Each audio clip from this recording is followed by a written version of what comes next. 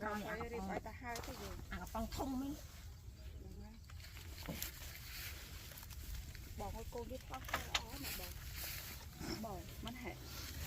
เรามาครอบครัวอมอกำลังมองไอ้ดองค่ะปวดค่ะไปดูอัดยืนดูเตียง